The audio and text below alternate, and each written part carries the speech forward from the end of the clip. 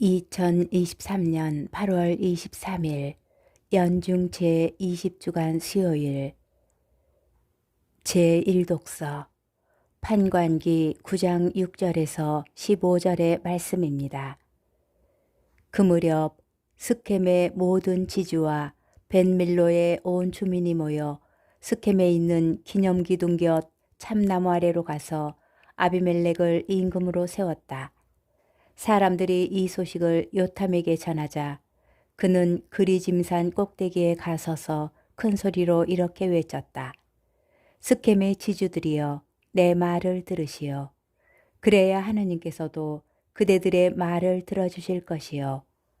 기름을 부어 자기들의 임금을 세우려고 나무들이 길을 나섰다네.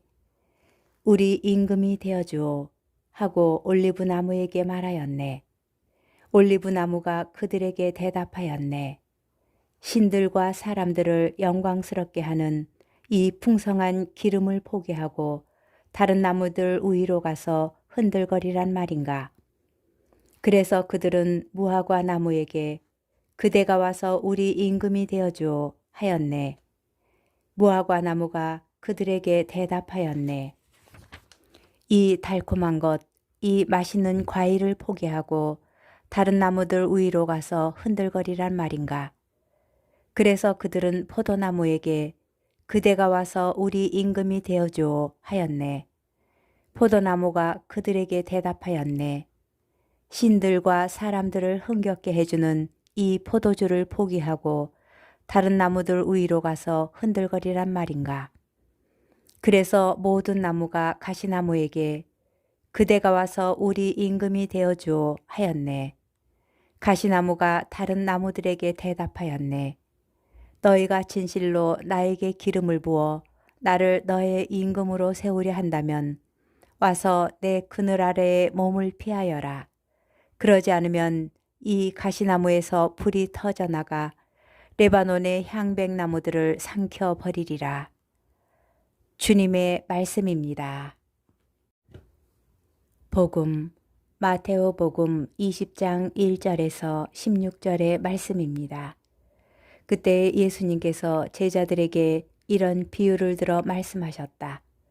하늘나라는 자기 포도밭에서 일할 일꾼들을 사려고 이른 아침에 집을 나선 밭 임자와 같다. 그는 일꾼들과 하루 한 데나리온으로 합의하고 그들을 자기 포도밭으로 보냈다. 그가 또 9시쯤에 나가보니 다른 이들이 하는 일 없이 장터에 서 있었다. 그래서 그들에게 당신들도 포도밭으로 가시오. 정당한 삭슬 주겠소 하고 말하자 그들이 갔다. 그는 다시 12시와 오후 3시쯤에도 나가서 그와 같이 하였다. 그리고 오후 5시쯤에도 나가보니 또 다른 이들이 서 있었다. 그래서 그들에게 당신들은 왜 온종일 하는 일 없이 여기 서 있소 하고 물으니 그들이 아무도 우리를 사지 않았기 때문입니다 하고 대답하였다. 그러자 그는 당신들도 포도밭으로 가시오 하고 말하였다. 저녁 때가 되자 포도밭 주인은 자기 관리인에게 말하였다. 일꾼들을 불러 맨 나중에 온 이들부터 시작하여 맨 먼저 온 이들에게까지 품삯을 내주시오. 그리하여 오후 5시쯤부터 일한 이들이 와서 한 데나리온씩 받았다.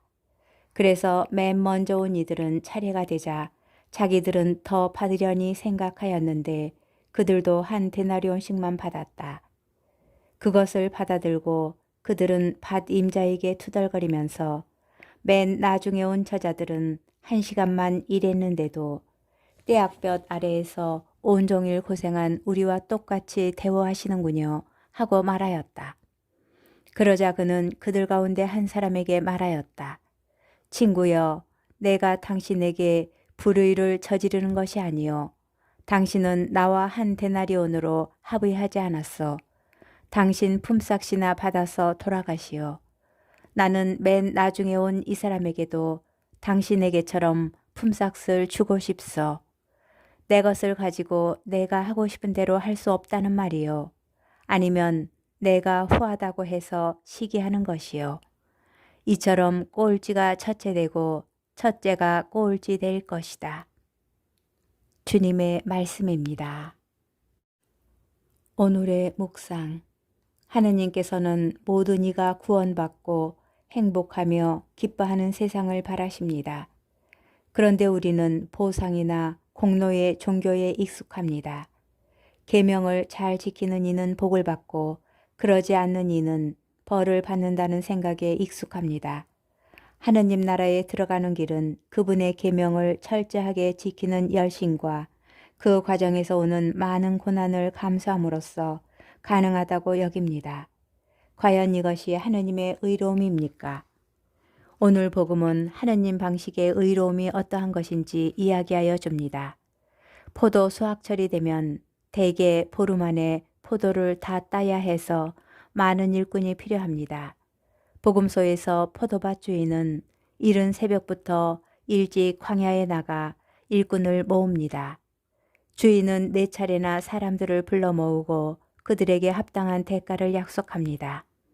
하느님께서는 사람의 생각보다 훨씬 더 사람들의 안위를 걱정하십니다. 그런데 이른 아침부터 포도밭에 와서 일한 사람은 자기처럼 많이 일한 사람은 많은 보상을 많이 받고 적게 일한 사람은 적게 받아야 한다고 생각합니다. 그런데 정말 그렇게 말할 수 있습니까?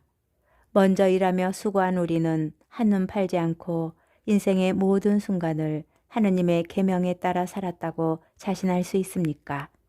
이른바 죄인들 또는 맨 나중에 온 저자들에 대하여 차마 말 못하는 시기와 질투, 부러움을 안고 살지는 않습니까? 포도밭 주인의 정의를 따라가 봅시다. 하느님의 생각은 모든 이가 행복하여야 한다는 것입니다. 우리가 하느님 나라에 들어가는 것이 정말 새로운 행복이고 참된 기쁨이라는 것을 깨닫는다면 먼저 부름받은 우리가 먼저 행복할 수 있었다는 사실이 무척 기쁘고 감사할 것입니다. 이것은 밭에 묻힌 보물을 먼저 발견한 사람의 기쁨과도 같습니다. 적게 일하는 행복을 부러워하지 맙시다. 포도밭 주인처럼 부지런히 형제들을 찾아갑시다. 우리 주인의 방식으로 그들을 대합시다.